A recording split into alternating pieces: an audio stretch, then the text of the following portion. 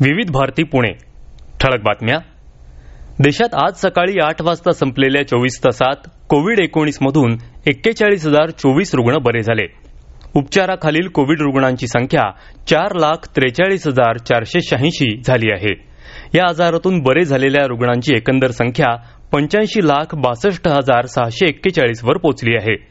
कोविड-19 मधून काल 511 रुग्णांचा मृत्यू झाला.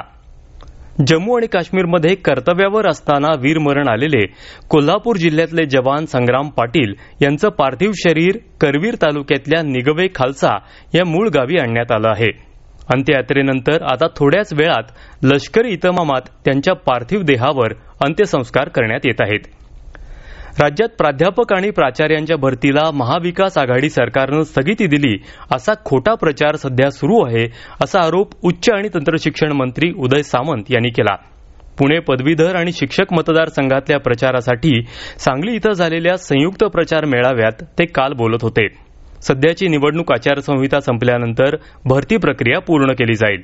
तांत्रिक अडचणी आल्या याचा अर्थ भरतीला स्थगिती दिली असा होत नाही, असं सामंत यांनी स्पष्ट केलं. पॅरिस करार हा अमेरिकेची अर्थव्यवस्था मारण्यासाठी तयार केला होता, असा आरोप अमेरिकेचे अध्यक्ष डोनाल्ड ट्रम्प यांनी केला आहे. G20 शिखर परिषदेत दूरदृश्य प्रणालीच्या माध्यमातून बोलताना काल त्यांनी हा आरोप केला.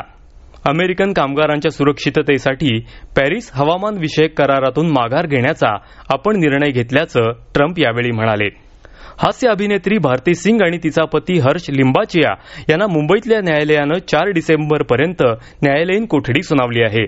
भारती सिंगच्या घरात अंमली पदार्थ सापडल्यानं अंमली पदार्थ विरोधी विभागानं त्यांना अटक केली होती. त्यांच्या जामिनावर आज सुनावणी होणार आहे. या होत्या आतापर्यंतच्या ठळक बातम्या. यानंतरच्या ठळक बातम्या सकाळी 10:58 मिनिटांनी.